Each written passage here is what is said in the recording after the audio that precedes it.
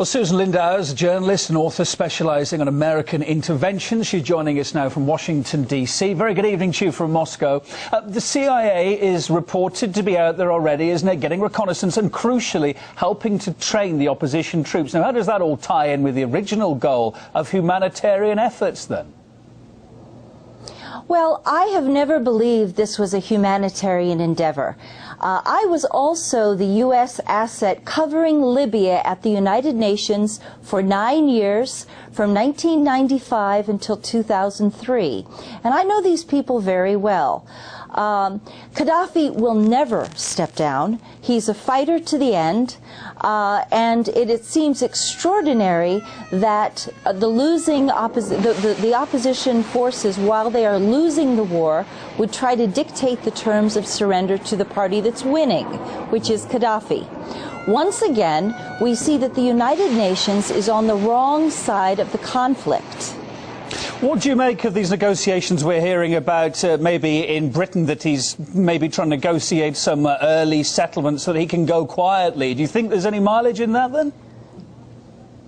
I do not think Gaddafi will step down. I think Gaddafi will stay and he will fight.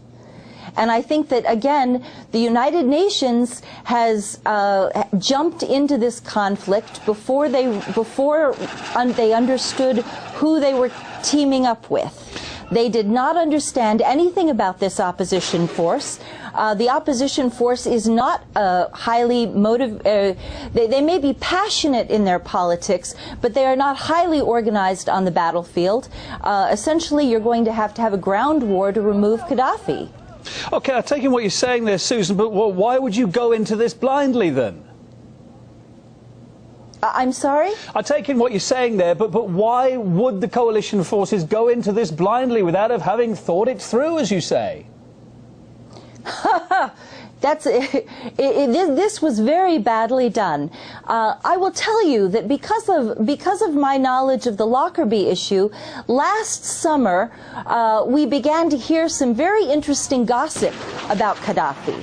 We began to hear that Gaddafi was pressuring U.S. and possibly British oil companies, and it may also extend to French and Italian oil companies, all right? And Gaddafi was pressuring U.S. oil companies to reimburse Libya for the costs, for the payments to the families of Pan Am 103. You see, there is this very important detail that Libya had nothing to do with Lockerbie. And the United Nations had imposed sanctions on Libya and forced Libya to pay damages to the families, $2.7 billion. And they had wrecked Libya's economy with sanctions. And now, last summer, we began to hear that Gaddafi was pushing the oil companies for reimbursements of the costs to the Libyans. So you're saying that's what triggered this now, are you? Yes, yes, I do believe that. It's very significant, I believe, that in October, Chevron and Occidental Petroleum pulled out of Libya. Okay, now, Italy, France, Britain, and China, Germany, all those countries are still in Libya. Okay, those countries are still there, but the United States pulled out, and I believe that at that point the United States began to think that they needed to do something to remove Gaddafi, because he was going to continue to demand, behind the scenes, he was going to demand that Libya receive compensation for the sanctions that they suffered wrongfully for 12 years. Interesting theory. And it's a lesson. Susan, I wanted to ask you... It's a lesson, because... I wanted to ask you one other point, taking everything you're saying there. I mean, I just wanted to ask you about what's going on the ground and your thoughts about what's actually happening now as well. Let's bring it up to date. There's been further confirmation today of civilian deaths as a result of those coalition strikes in Libya.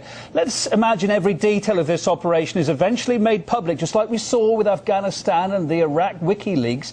Do you think that might make the same explosive reading if that ever happens? Absolutely. I think that you don't bomb a village in order to save it. I think it's a tragedy. This war is wrong. It is a war for oil, and to take Libya's resources. They've already created a new national bank. That's outrageous.